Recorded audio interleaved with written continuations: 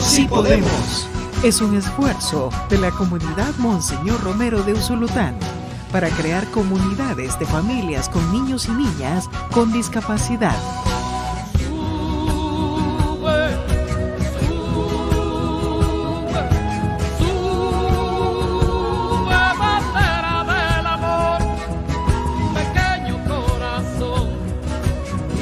Como el sol, canta como el mar. Es una manera de expresar nuestra fe a la luz del Evangelio, promoviendo el conocimiento de los derechos humanos de las personas con discapacidad.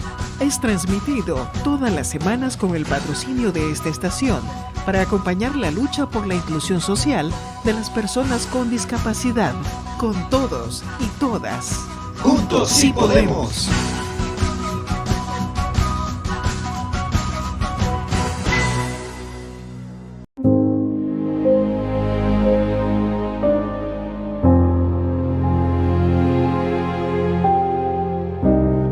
Hoy se vive una catástrofe educativa, y no es exageración. A causa de las guerras, las migraciones y la pobreza, unos 250 millones de niños y niñas carecen de instrucción.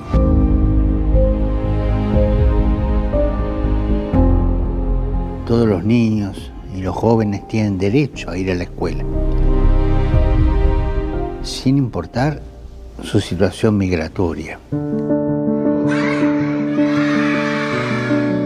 La educación es una esperanza para todos. Puede salvar a los migrantes, a los refugiados, de la discriminación, de las redes de delincuencia y de la explotación. Tantos menores explotados.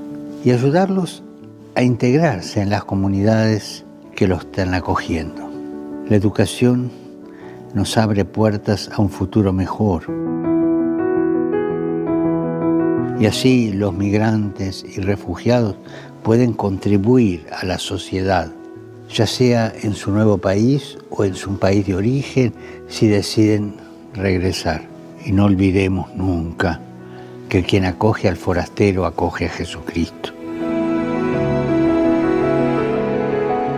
Oremos para que migrantes, refugiados y afectados por las guerras vean siempre respetado su derecho a la educación necesaria para construir un mundo más humano.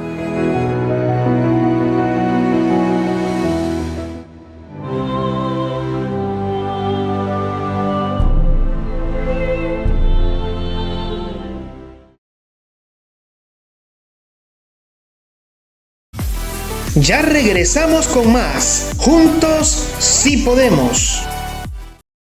Buenas tardes y bienvenidos a esta nueva edición de las Conversaciones de San Esteban, que retomamos las que iniciamos este curso en el mes de noviembre. Las retomamos después de la pausa de la Navidad y iniciamos también esta segunda parte de las conversaciones con un nuevo tema, que es el tema de la esperanza. En estos días, en todas las diócesis de la Iglesia Católica del mundo, se han ido abriendo, después de que el Papa lo hiciera en Roma, las puertas santas para celebrar un año jubilar, que está dedicado al tema de la esperanza. Lleva por título Peregrinos de la Esperanza. Bueno, lo digo porque es verdad que es una ocasión que se nos concede para aprovechar este tiempo y poner un nuevo comienzo en nuestra vida, que de eso se trata en los años jubilares, de poner un nuevo comienzo en nuestra vida de fe, de poner el contador a cero y retomar tareas que se nos habían quedado en el camino, reavivar esperanzas que se nos han ido quedando dormidas y abrir también nuevos horizontes para nuestra vida. El tema de la esperanza, además, es algo muy importante en estos tiempos de crisis y de incertidumbre. Yo creo que precisamente en un tiempo de mucha incertidumbre, en un tiempo de crisis en distintos aspectos y dimensiones de la vida humana y de la vida social, el Papa quiere llamar a la confianza en Dios, que esa es la raíz de toda esperanza. Bueno, los creyentes sabemos que la esperanza es un don de Dios, que la esperanza es una realidad trascendente, pero en esta sala, en donde detrás de la pantalla nos preside Santo Tomás de Aquino, tenemos que recordar eso de que la gracia no prescinde de la naturaleza, la gracia no anula la naturaleza, sino que la eleva. Y por eso hablar de la esperanza, aunque sea un don del cielo, un don de Dios, un don teologal, tenemos que verlo también en su sentido, ¿no?, de brotar, de ascender desde la naturaleza humana. Por eso en las conversaciones hemos querido comenzar esta segunda etapa mirando a la psicología, que es lo mismo que decir mirando al dinamismo de la vida humana y al dinamismo de la naturaleza humana. La esperanza, como virtud teologal, como don del cielo, se asienta en los dinamismos de la naturaleza humana, y hoy no se puede hacer teología al margen de la antropología, y no se puede hacer antropología al margen de las ciencias humanas, y una de las más importantes es la psicología. Por eso queríamos comenzar esta reflexión sobre la esperanza mirando y atendiendo a la psicología, y está con nosotros Alfonso Salgado Ruiz, a quien le agradecemos pues la amistad, la confianza y su disponibilidad, que desde un primer momento dijo que sí, que venía encantado para reflexionar con nosotros en esta tarde. Alfonso Salgado es doctor en psicología y especialista en psicología clínica. Alfonso Salgado es laico y es mundano hasta donde le dejan. Está casado con Belén, que además está aquí entre nosotros, y él suele decir que era la chica más guapa del barrio. Y con ella tiene 3 hijos que son su cruz y su resurrección cada día, como la de todos los padres y madres en este momento genial de la vida de sus hijos. Es miembro de las comunidades de vida cristiana, donde se ha encontrado con compañeros de camino a los que, a fuerza de trabajar juntos y luchar por conseguir algo que merezca la pena, mentiría si no les llamase hermanos. En la Iglesia se siente como en su casa, pero como en su casa a veces necesita salir a tomar el aire, a tomar el fresco. Necesita que se ordene un poco mejor, que se ponga más bonita, que podamos estar a gusto en zapatillas y en pijama. Y a veces se pregunta y se cuestiona mucho sobre ella, pero como sucede con su propio hogar, al final de la jornada está deseando llegar a casa. Bueno, pues esta es la otra faceta que también conocemos de Alfonso, ¿no? Una persona, como digo, amigable, una persona muy cercana, muy de convicciones también cristianas, y un apasionado de la vida, del seguimiento de Jesús en comunidad y en comunidad grande que es la Iglesia. Pues gracias, Alfonso, por estar aquí con nosotros. Bueno, pues muchas gracias, Ricardo, por una presentación tan cariñosa. Se nota que somos amigos, ¿verdad? El título que me habían propuesto es hablar de psicología de la esperanza. La esperanza, para los creyentes, yo creo que es un poco como la hermana pequeña, ¿no? Yo creo que con más o menos aciertos todos sabríamos decir qué es esto de la fe, la tengamos o no. Todos sabríamos más o menos decir qué cosa es esto de la caridad, y de la esperanza a veces pues la que está en el medio, y nos cuesta un poquito más definir. Y como casi todas las cosas que merecen mucho la pena, pues, y le pasa a la esperanza también, y no hay más que echar mano del programa que han preparado los organizadores de las conversaciones de este año, pues claro, es un poliedro que hay que ver desde diferentes puntos de vista y complementando, ¿no? Lo decía muy bien Ricardo, la sociología, la teología, la filosofía, la antropología tienen algo que decir acerca de la esperanza, y por supuesto también la psicología. Y en ese sentido yo me atrevo a cambiarle el título, y en vez de hablar de psicología de la esperanza, yo prefiero centrarme en decir una aproximación a la esperanza desde la psicología. ¿Qué sabemos los psicólogos acerca de qué es esto de la esperanza y qué podemos, diríamos, aplicar de lo que los conocimientos de la psicología empírica y de la psicología sobre todo experimental, que es donde yo me muevo, pues pueden decir acerca de esto que llamamos esperanza. Bueno, una primera parte de enmarcar qué sentido tiene el estudio de la esperanza en el campo de la psicología empírica, la psicología, diríamos, con base científica. Segundo, qué sabemos que es esto que llamamos esperanza desde un punto de vista de la psicología y de los procesos básicos que están debajo de ella. Y en tercer lugar, algunas sugerencias más aplicadas, más prácticas, para llevarnos tarea para casa, porque los psicólogos siempre mandamos tarea para casa. Así que alguna sugerencia desde ahí.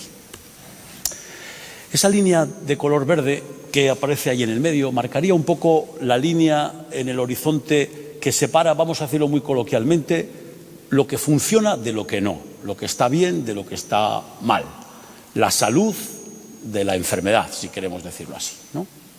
Solemos nosotros utilizar siempre unos modelos muy sencillos, muy categóricos, donde las cosas o están bien o están mal. Estamos sanos o estamos enfermos, estamos por encima de la línea de flotación o estamos por debajo. Esto, que nos puede parecer muy simple, es lo que utilizamos en definitiva desde una perspectiva sanitaria. Por ejemplo, uno va al médico cuando se encuentra mal, no suele ir al médico cuando se encuentra bien, ¿verdad? Esto a mí siempre me ha llamado la atención, porque en España lo llamamos centros de salud, si solamente vamos al centro de salud cuando estamos enfermos. Pues llamémoslo centros de enfermedad, ¿no? Porque al centro de salud uno no va. Bueno, las cosas no suelen ser así. Es más bien una cuestión dimensional, ¿no? Hablando en términos de salud mental, uno diría, bueno, pues seguramente la mayoría de los que estamos aquí, las cosas funcionan bien, estamos por encima de la línea, aunque seguramente hay algo en cada uno de nosotros que es seguramente mejorable. Bueno, puede haber personas que están a mitad de camino, pero también es cierto que puede haber personas que, incluso presentando problemas de salud mental serios, como trastornos mentales crónicos y recidivantes, no todo en ellos funciona mal. Una persona con un diagnóstico de un trastorno... Pegarte un poco más, sí, Anillo, por favor. Sí. Una persona con un trastorno serio de salud y de salud mental no quiere decir que constantemente esté presentando exclusivamente signos y síntomas de su enfermedad. También hay muchas cosas que funcionan bien.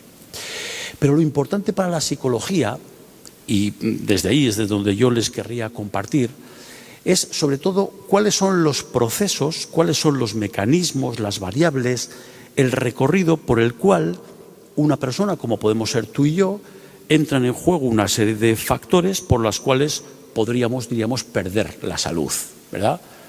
A través de qué mecanismos, mediante qué procesos, qué factores, qué variables nos hacen caer en esa pequeña metáfora que tenemos en la pantalla. Y también convendría preguntarse, y esto es relativamente nuevo en el campo de la psicología, por cuáles son los factores por los cuales no solamente no vamos a peor, sino que, diríamos, vamos a mejor. Y esto es una cosa que nos llama poderosamente la atención. Los psicólogos sabemos mucho sobre depresión, ansiedad, parejas que se rompen, personas con trastornos del desarrollo. Los psicólogos sabemos mucho menos acerca de personas que son felices. Sabemos menos de la esperanza, de la alegría, del optimismo, del buen humor, de las parejas que permanecen juntas y además, diríamos, profundamente enamoradas a lo largo de las décadas. De esto sabemos poco. Y además hemos creído durante mucho tiempo que esto no era objeto del estudio por nuestra parte. Bueno, algo así como estar bien no es otra cosa sino el resultado de no estar mal. La Organización Mundial de la Salud dice que salud no es solo la ausencia de enfermedad, es también la ausencia de enfermedad, pero no solo, sino un estado de desarrollo y de bienestar. Y esta fue la pregunta que la psicología se formuló a sí misma a principios de los años 90 del pasado siglo.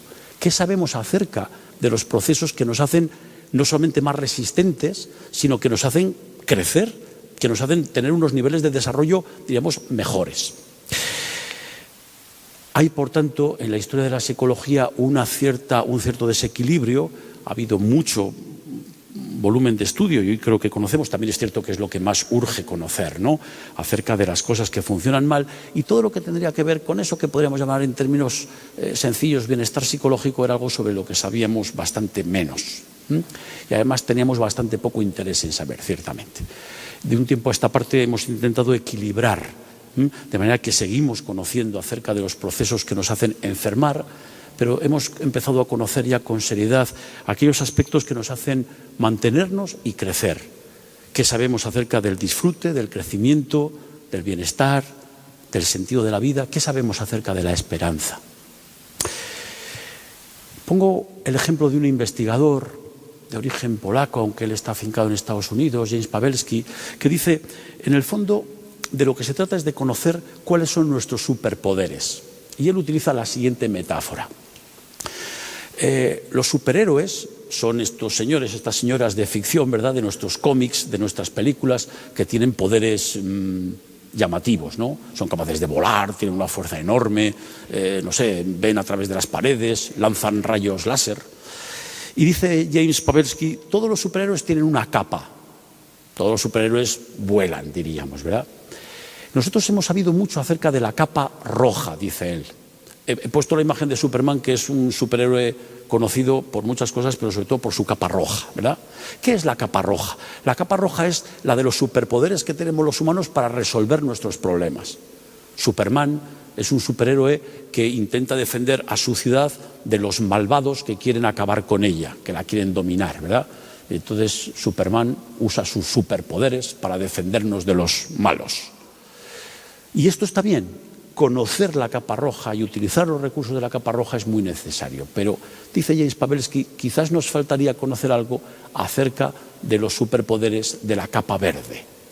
Yo he buscado por ahí y el único superhéroe con capa verde que he encontrado es un tal Linterna Verde del que no sé absolutamente nada, más que tiene una capa verde que a mí me ha venido muy bien. ¿Qué es la capa verde? La capa verde son los superpoderes que utiliza el superhéroe, no sé si Linterna Verde, del que no sé nada, no tanto para defendernos de los malvados, sino para hacer que nuestra ciudad crezca, mejore, esté más limpia, más organizada, sea más democrática, la gente se encuentre más a gusto.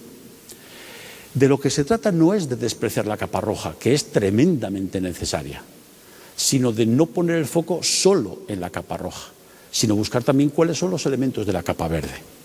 Estar bien no es solo no estar mal. Me anticipo. Tener esperanza no es solo estar desesperanzado. No estar desesperanzado es estar en la línea que poníamos al principio. Tener esperanza es algo más y es algo en positivo. Bien. Por ejemplo, los psicólogos hemos empezado a saber que hay personas que son capaces de resistir con más capacidad situaciones difíciles que vienen en la vida. Situaciones de pérdida, situaciones de dificultad, que forman parte del guión de la vida. Y, bueno, conociendo y agrupando cuáles son algunas de estas características que parecen hacernos funcionar mejor, hace un tiempo que empezamos a desarrollar un término que llamábamos personalidad resistente. Pongo el término en inglés porque no es exactamente personalidad dura o personalidad resistente, sino, bueno, lo que los ingleses entienden por este término de Hardiness, que sería como una personalidad que aguanta, ¿no? Y esa personalidad dura, esa personalidad resistente tiene que ver sobre todo con tres cosas. No hagan demasiado caso a las palabras, Compromiso, reto y control, si lo queremos llamar mortadela con aceitunas, y pues también. Las palabras no son importantes, lo que importa es el significado que queremos darle a las palabras. Compromiso es la interpretación que yo hago de que aquello que me implica, en lo que yo estoy entregado, tiene una prolongación que va más allá de mí. Si yo trabajo por las mañanas, no solamente es porque forma parte de mi horario y uno diría es mi obligación, pues claro que sí.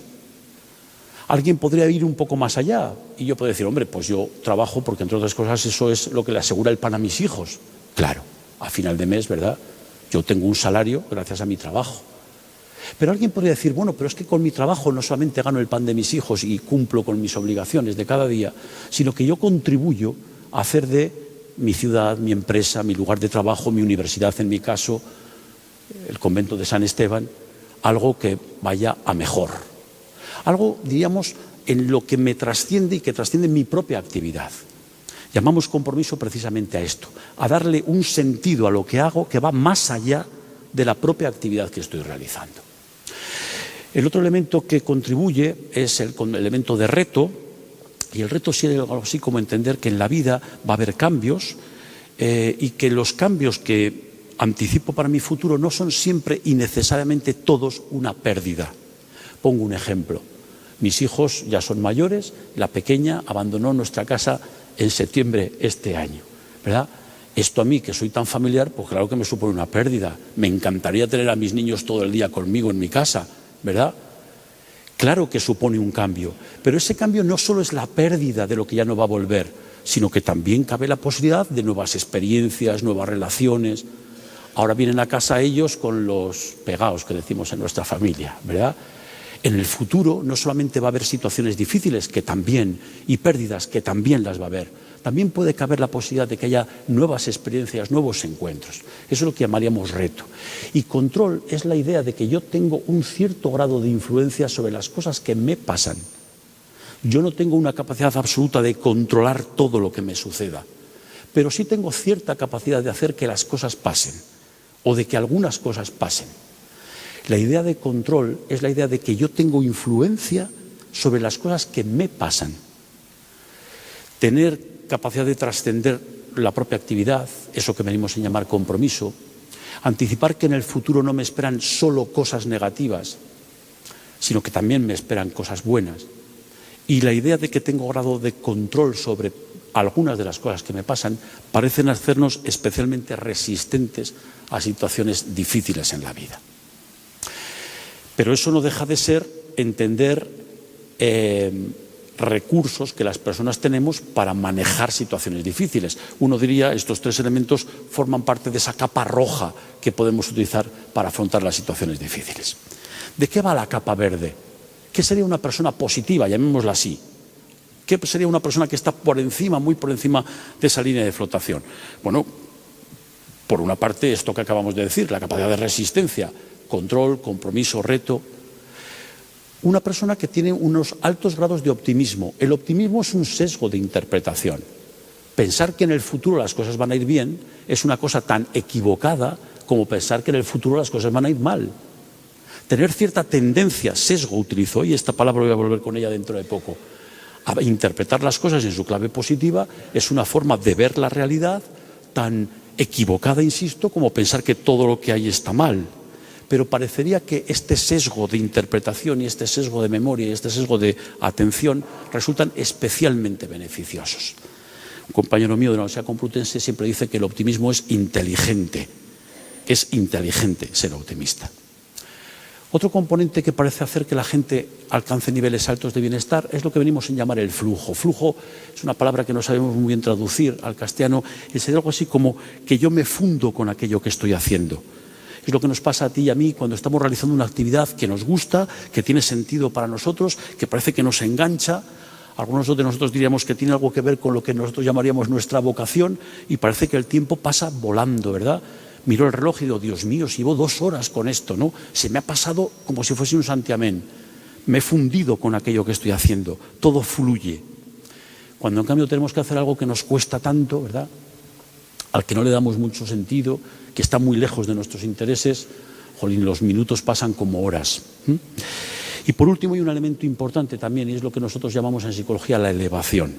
Ser capaz de ponernos por encima de nosotros mismos. Por ejemplo, llevar a cabo conductas prosociales, conductas altruistas. Cuando yo dedico un tiempo a ayudar a alguien que lo necesita, me estoy poniendo por encima de mi propia realidad y pongo mi foco en alguien que no soy yo. Nota a pie de página. Cuando los investigadores en el campo de la psicología de la experiencia óptima quieren conocer gente muy positiva, suelen ir a buscarlo entre los voluntarios de las ONGs. Personas que dedican buena parte de su tiempo libre a hacer algo gratuitamente por los demás, porque presentan unos niveles de bienestar generalmente más altos.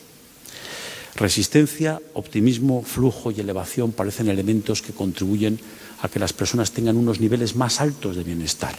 No solamente a que aguanten bien los envites negativos de la vida, sino a que se encuentren, diríamos, de la línea para arriba. Bueno, y esto es lo que ha venido a llamarse desde hace un tiempo a esta parte con un nombre horroroso, un nombre que suena como a secta. Y cuando no suena a secta, suena a libro de autoayuda, que es todavía peor, ¿eh? Y es el nombre de psicología positiva. Bueno, esta imagen que tienen aquí nos representa a 2 psicólogos positivos, ¿no? La psicología positiva no es la psicología del happy flower, ¿eh? La psicología de todo está bien, sonríe, todo es estupendo, la vida es feliz.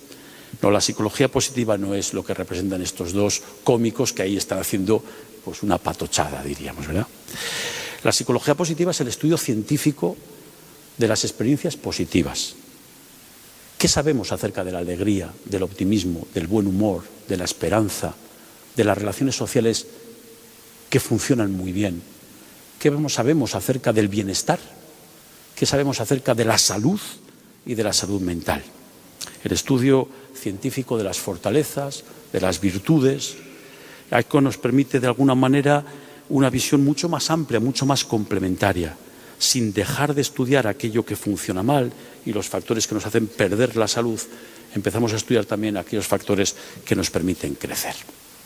Es una rama por tanto, que estudia los aspectos, diríamos, de las emociones y las cualidades positivas, orientadas no solamente a prevenir y no solo a intervenir en la enfermedad, digámoslo así, sino cómo alcanzar unos niveles de calidad de vida y bienestar mayores.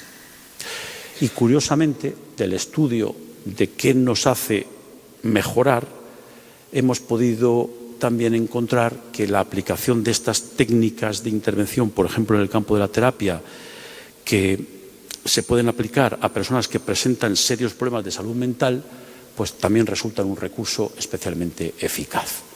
Por tanto, lo que llamaríamos la psicoterapia positiva, vamos a utilizar este nombre horroroso, no es solo para que los que estamos bien estemos mejor, sino que también a veces se aplica para las personas que presentan serios problemas de salud mental y actúa, diríamos, como un buen facilitador y un buen mecanismo de intervención. Les pongo ahí el título de unos compañeros que publicaron este manual de intervención que hemos titulado Felizmente.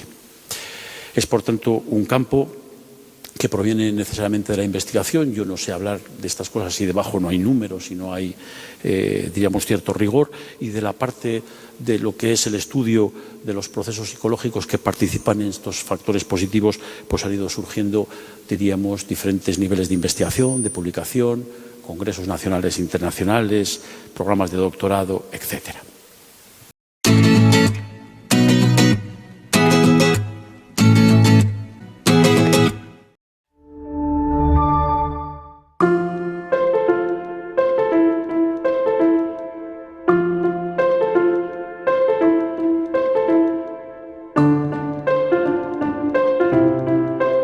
Hay maestros que nos marcan de por vida. Es una vocación maravillosa.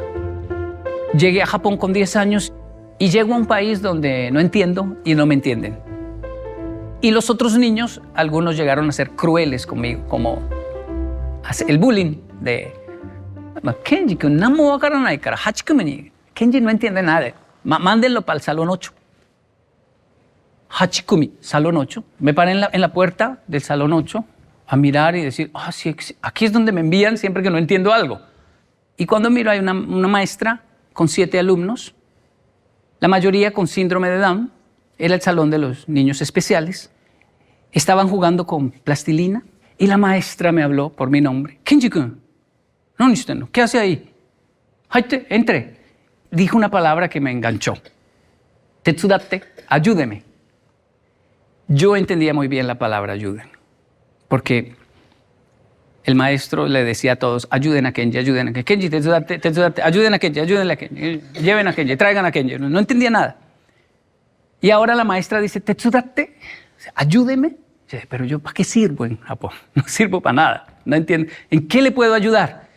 Y me dijo, siéntese ahí, no deje que Kaoru se coma la plastilina. Un niño llamado Kaoru hacía un pancito y había un momento donde él se hipnotizaba con su propio pan y se lo iba a comer y yo, no es de comer. Y él me miraba y seguía jugando. Pasaron minutos, horas y yo le dije a la profesora, quiero quedarme en el salón 8. Aquí aprendo más. Aquí están aprendiendo los colores, justo lo que necesito, los números. Además me sentía como un profesor improvisado. Pasar de no entender nada en un salón así mirando al aire, 3 tipos de escritura, ahora ser el profesor de unos niños que se están comiendo la plastilina y yo les digo que no, y cantemos, y ahora los colores, y otra vez los colores. La maestra abogó por mí con los otros maestros, déjenme a Kenji aquí en el salón 8. Él realmente aquí es funcional y va aprendiendo. Yo le enseño. Me quedé en el salón 8, lo que comenzó como un bullying y que me generó mucha tristeza, me sacó de la tristeza. Salón 8, fui muy feliz en el Salón 8. Luego estaba el profesor de inglés, Saito Satoshi Umemiya. Bueno, era crítico estudiar inglés. Para el japonés es muy difícil estudiar inglés porque el japonés es como el español, plano en la pronunciación. Arigato, sayonara. Yo no hablaba japonés, solo hablaba español y ahora tenía que aprender inglés en japonés. Yo lo veía y decía, no, ahora viene la confusión de mi vida. Pero casualmente él era disruptivo, es decir, un profesor loco, porque se subía al pupitre, a su mesa, a la mesa, se subía ahí. O sea, un japonés no hace eso. Nunca. Él se subía y gritaba, Minasan, jinsei wa subarashi, la vida es maravillosa. Y saltaba y lo escribía en inglés. Y toda la clase era así, la vida es maravillosa. Y encontrárselo en los pasillos era terrible porque lo agarraba uno de Yokoi-kun, niño Yokoi, tsukamaetazo, lo agarré. La vida es maravillosa. Y pues uno decía, qué maravilloso le ve a la vida cuando hay que aprender inglés en japonés y ya se me está olvidando el español, no entiendo japonés, menos voy a aprender inglés, estoy confundido. Mi vida es una tristeza y tengo que aguantar a este señor gritando que la vida es maravillosa. Yo me gradué a los 18 años, lo vi en la estación de Nakayama. Él me invitó a un café, es que parecía un latino. Vamos a tomar café. Y hablaba y seguía igual y yo lo miraba y yo me sentía ya, yo era ya traductor de una institución importante, yo me sentía como adulto, como serio, como... De hecho, cuando nos vimos, él gritó, Yokoi, niño Yokoi, la vida es maravillosa. Y yo corrí ahí como a decirle, cállese, qué vergüenza, yo ya soy un adulto. Y le dije, yo le pregunté, porque dije, bueno, tal vez nunca lo vuelva a ver. Nande sonna, maestro, ¿usted por qué era tan dinámico? Le di, tan alegre. Y él mezclando el café me dijo, himitsu nande, es un secreto. Pero como no eres más mi alumno, te lo voy a contar. Mi esposa, profesora también. Nos conocimos en una convención de maestros. Nuestra pasión, enseñar. No quisimos tener hijos porque teníamos muchos todos los días atendiendo. Pero ella cayó en cama con leucemia. Yo prometí quedarme con ella hasta el final, arrodillado, incluso irme con ella. Y un japonés cuando dice eso es... Pero ella no le permitió ni siquiera que se quedara arrodillado con ella. Le dijo, si me amas de verdad, tienes que ir a enseñar. Porque yo no puedo. Estoy en una cama. Y mi única felicidad en este momento es saber que mi esposo está yendo a enseñarle a los niños. Así que dame el honor de partir de esta vida sabiendo que estás enseñando. Y él le dijo, no puedo. ¿Cómo te voy a dejar aquí? No puedo. Si me amas, lo puedes hacer, Saito. Y entonces él se levantaba, se limpiaba las lágrimas y le decía, le voy a probar que la amo. Y se iba a la escuela. Llegaba, me contó él, a la escuela, ahí a la entrada donde todos llegábamos, tomaba aire, se limpiaba sus lágrimas y decía, Chieco, te pruebo que te amo. Y entraba a enseñar. Y cumplía la consigna de la esposa, porque le dio consigna. Sonríele a los niños y diles que la vida es maravillosa, que la disfruten. Y por eso hacía eso. Obviamente, cuando él me cuenta eso, yo no lo puedo ya ni mirar. Yo lo había juzgado de ridículo. Yo estaba así, viendo mis lagrimones caer, y él diciéndome, no llore, Ken. No le contesto para que llorara. Ella ya partió, pero ella me enseñó a vivir. Ella me enseñó que la vida es maravillosa. Por eso los maestros sabían y a mí siempre me dejaron hacer todo ese escándalo, porque era una promesa que tenía que cumplirle a mi esposa. Yo le pedí perdón al maestro ahí, le dije, Gomen nasai, perdón maestro, yo pensé que usted era un ridículo, un tonto, usted es un héroe. Nunca lo olvidé hasta hoy. De hecho lo recuerdo siempre que paso un momento muy difícil, me acuerdo del maestro y digo, vamos, la vida es maravillosa. Ahora es donde hay que probarlo. Por aquellos que no están, por aquellos que partieron. Tenemos siempre personas valiosas en nuestra vida por las cuales hay que levantar la cabeza y continuar.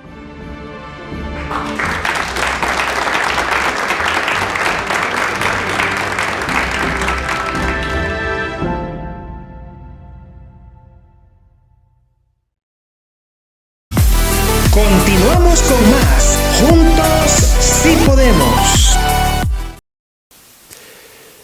Un campo especialmente importante, y ya vamos aterrizando en el tema de la esperanza, es el estudio de las fortalezas.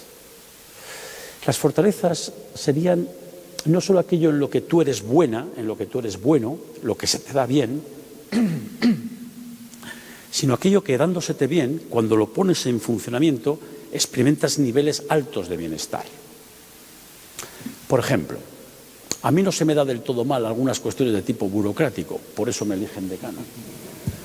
Pero odio hacer esas cosas. Las hago porque no me queda otro remedio, las hago bien porque no me queda otro remedio también, pero si pudiera librarme de ellas, vamos, tardaría 0,1 segundo en decir que la haga otro. En cambio, soy una persona especialmente curiosa. A mí me gusta mucho saber. Voy a una película sobre jurados en Estados Unidos y entonces pues leo y miro y me gusta y se me va el tiempo en esto. No solamente esto ha contribuido mucho a mi propio desarrollo, sino que cuando pongo en funcionamiento esa fortaleza que para mí es la curiosidad, experimento niveles más altos de bienestar. Y esto supone un cambio muy grande para todos nosotros. No se trata solo de ver en qué tú eres deficitario, qué es lo que se te da mal e intentar mejorarlo, sino dónde tú eres bueno, cuáles son tus fortalezas, qué se te da bien y ponlo más en funcionamiento. Martin Seligman, un gran investigador en el campo de la psicología positiva, dice, no puede ser más alto, pero puede ser mejor. Por aquí es por donde estamos. El estudio de las fortalezas es el resultado de un estudio intercultural e interlingüístico que ha permitido entender que hemos podido agrupar eso que llamaríamos fortalezas dentro básicamente de 6 grupos, de 6 factores, de 6 dimensiones, ¿no?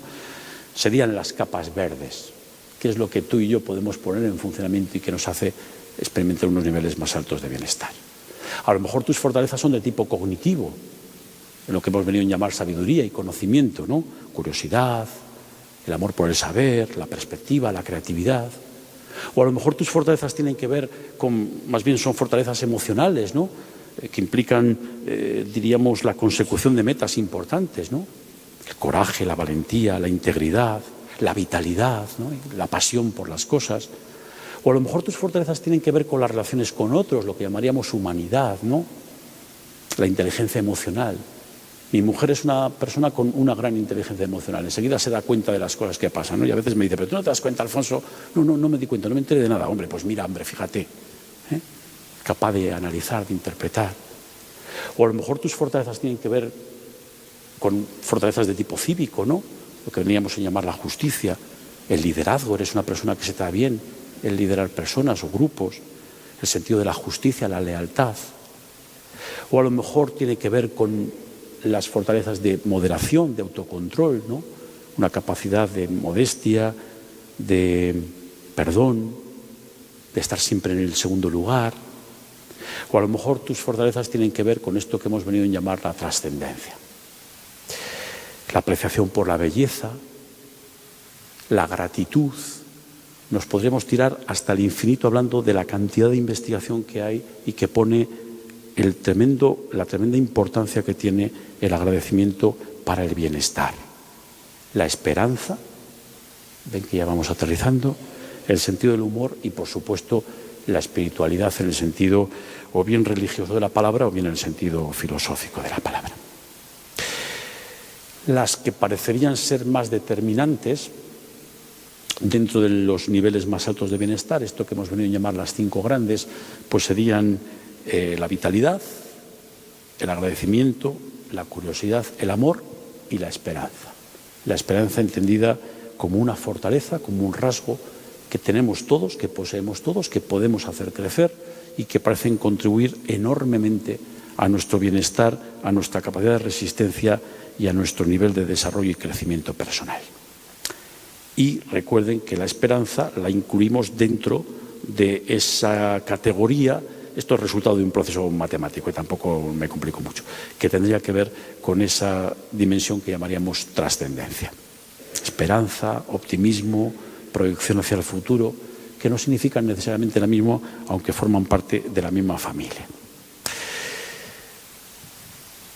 Definimos esperanza en esta clave como esperar lo mejor para el futuro, esperar que en el futuro las cosas van a ser buenas y trabajar para ello. Por tanto, tener esperanza es no solo creer que el futuro puede ser mejor, sino que yo puedo hacer algo para que eso bueno suceda. Un indicador de que alguien es esperanzado estaría en el punto medio.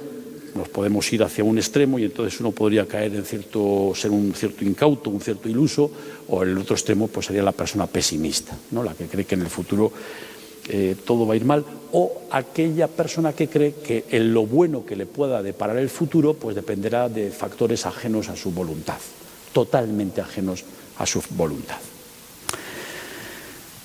¿Qué sabemos entonces acerca de la esperanza? ¿Qué decir acerca de la esperanza? Primero, ¿qué no es la esperanza para la psicología y qué no es la esperanza para esa rama de la psicología que estudia los aspectos positivos y que todavía seguimos llamando psicología positiva?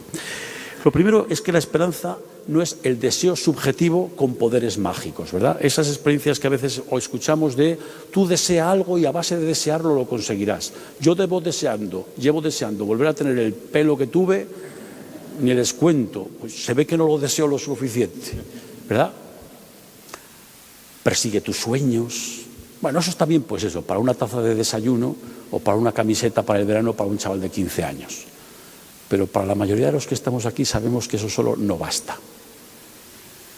La esperanza tampoco es un mensaje bien intencionado. Todo va a ir bien, saldremos más fuertes. ¿Se acuerdan de esto? Hace unos años, ¿verdad? Nota a pie de página. A veces en nuestras labores de acompañamiento formal o informal, sobre todo con personas que lo están pasando mal, a veces también en nuestra propia actividad pastoral, sea de una forma o de otra, y a veces también en nuestros púlpitos, escuchamos mensajes de este tipo, que en el mejor de los casos son inútiles y en el peor de los casos muchas veces son profundamente culpabilizantes.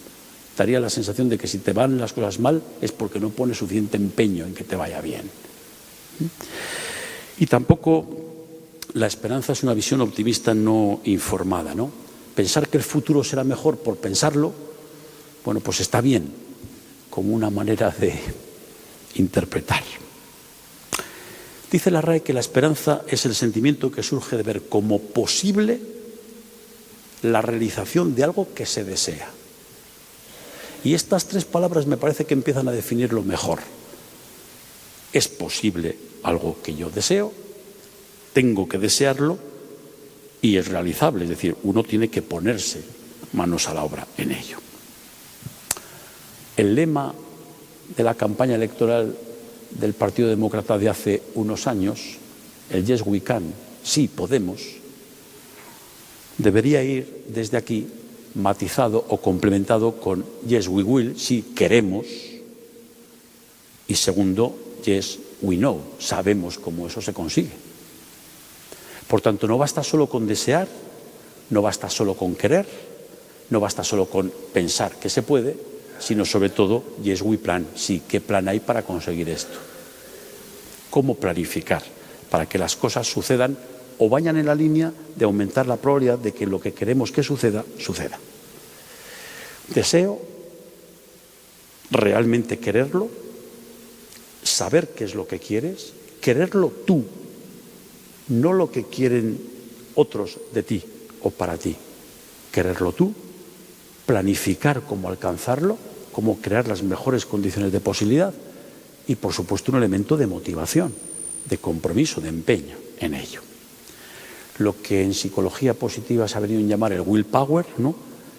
La capacidad de deseo, aquí lo traduciríamos por fuerza de voluntad, aunque significa otra cosa, ¿no? Y el way power, ¿qué pasos dar? ¿Cuál es el plan? ¿Cuál es el itinerario para conseguir esto que nosotros pretendemos? Y esto tiene mucho que ver con términos que son un poquito, que guardan relación de familiaridad con la esperanza, aunque no son específicamente la esperanza, ¿no? Lo que tiene que ver con la vida con sentido, los valores, las metas, es todo para otro día, ¿no? Tiene que ver con el optimismo, aunque no es exactamente lo mismo, o con la percepción de autoeficacia. La esperanza resulta además tremendamente útil. Sabemos que las personas que puntúan alto en una dimensión que enseguida veremos cómo se mide, que llamamos esperanza, pues tienen unos niveles de funcionamiento mucho mejores, ¿no? Tienen unos niveles más altos de bienestar, de satisfacción, tienen mejores condiciones físicas también, tienen mejor salud mental e incluso tienen mayor éxito a nivel interpersonal y académico. Luego les muestro unos datos. Acuérdense que la personalidad resistente era compromiso, control, la percepción de que yo puedo hacer algo para que las cosas me pasen, y reto, la interpretación de que en el futuro no solamente vienen pérdidas. Paso un poquito por aquí porque es un poco más rollo. El investigador más importante en el campo de la psicología que ha abordado los procesos básicos que están en esto que llamamos esperanza es Rick Snyder, que murió además hace un par de años. Rick Snyder, profesor investigador en la Universidad de Kansas, fue muy conocido porque tiene un libro de alta divulgación, quiero decir que lo escribió después de haber hecho varios estudios y, bueno, un poco pues para el público en general, que es ese que tienen ahí, la psicología de la esperanza, y luego es muy conocido porque desarrolló también una escala que ha tenido muchas aplicaciones en el campo educativo, social y sobre todo clínico, que era una escala sobre la esperanza.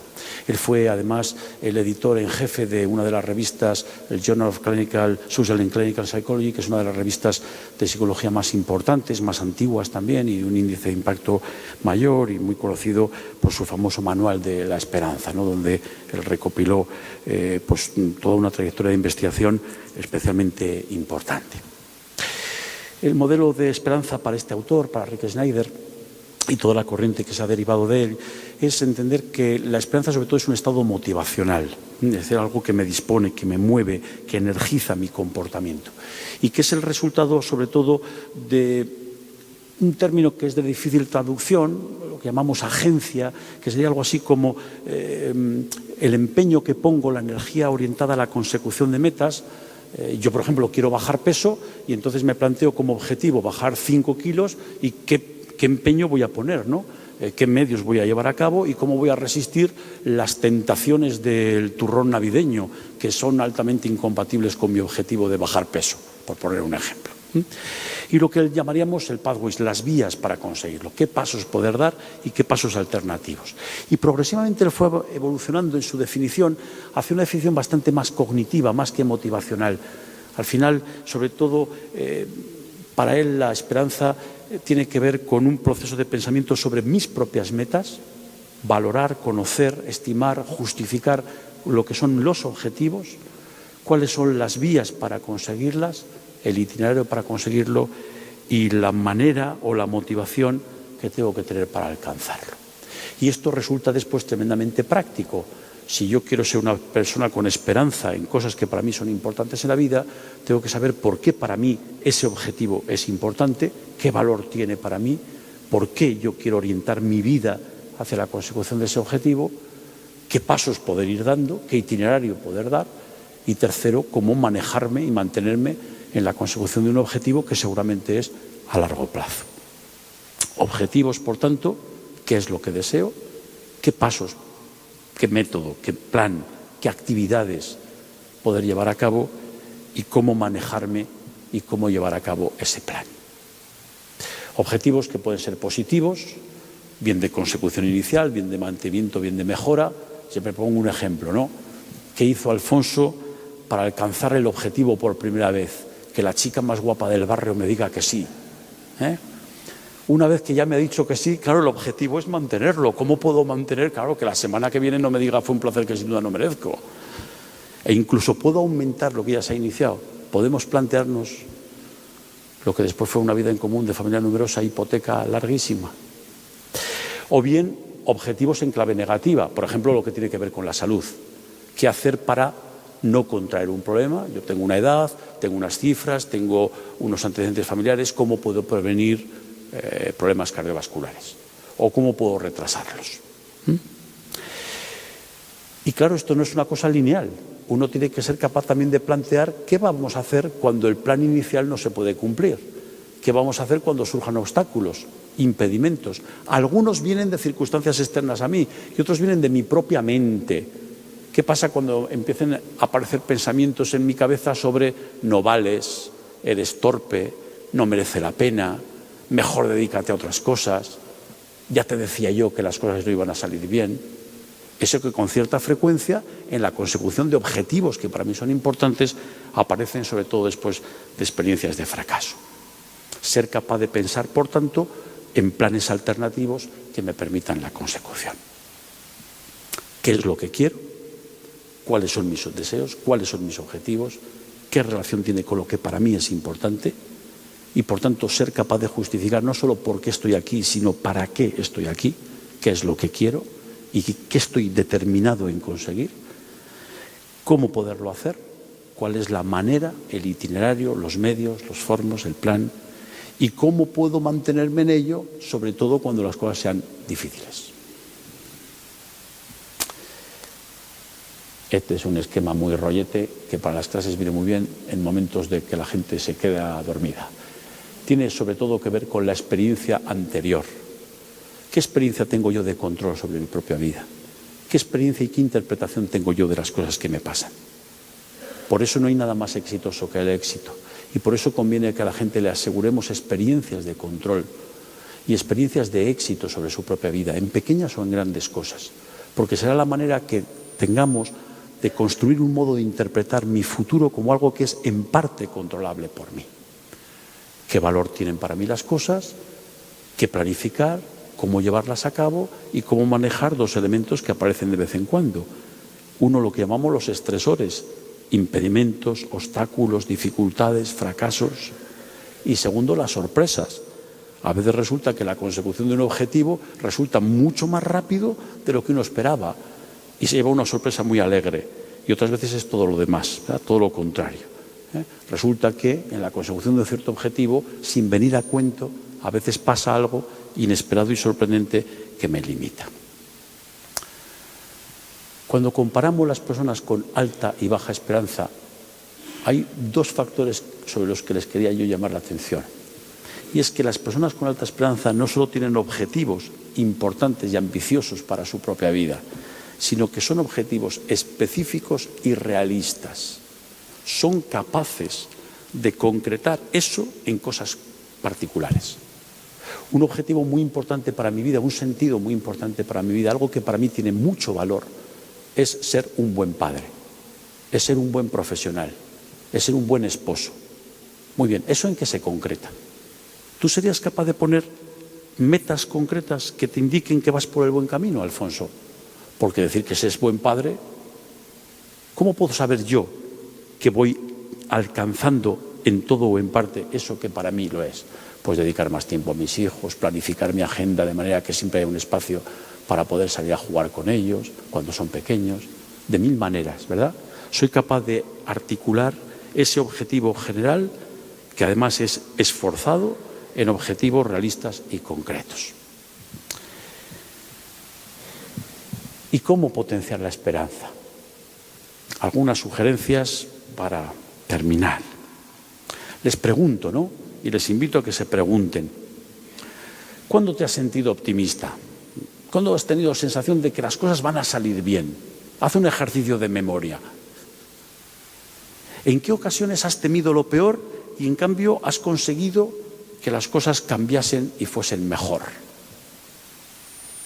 ¿Cuándo he recurrido a mi creatividad, a mi inventiva, para encontrar medios que me acercaran un poco más a eso que para mí es importante?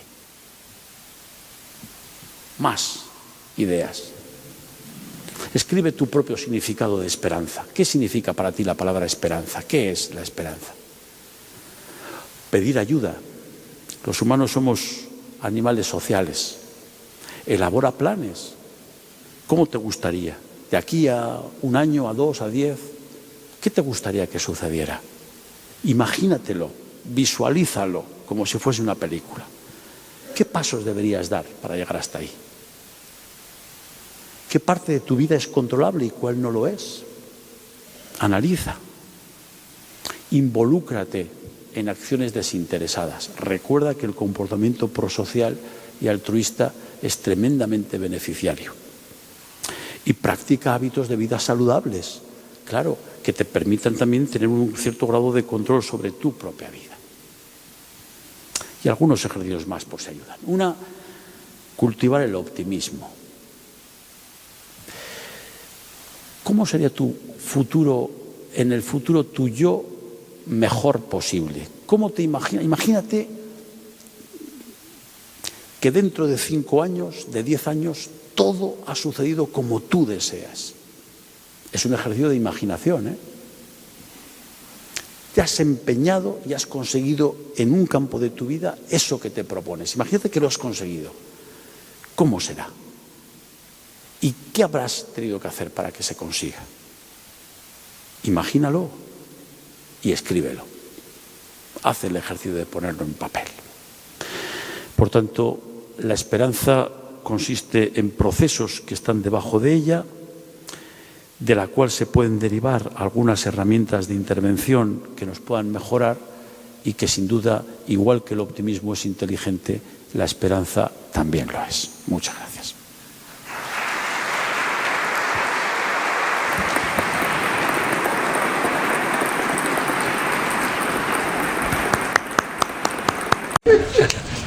Juntos sí podemos.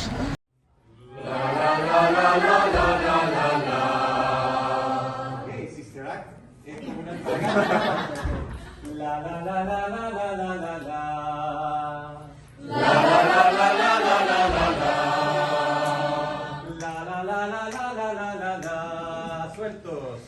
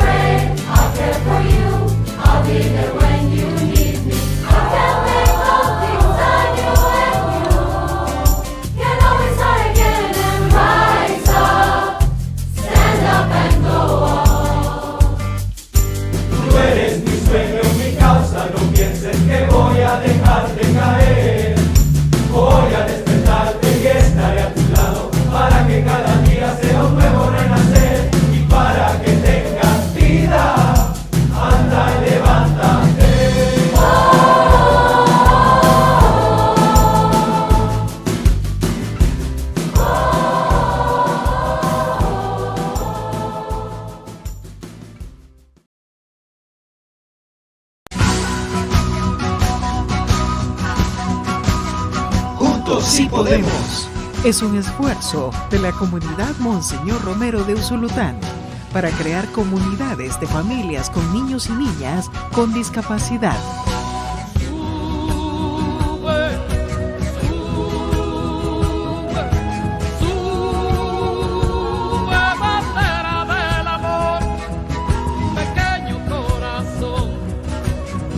Como el sol, canta como el mar. Es una manera de expresar nuestra fe a la luz del Evangelio, promoviendo el conocimiento de los derechos humanos de las personas con discapacidad.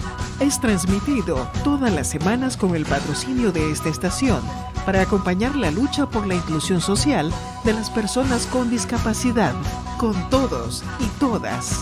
Juntos sí podemos.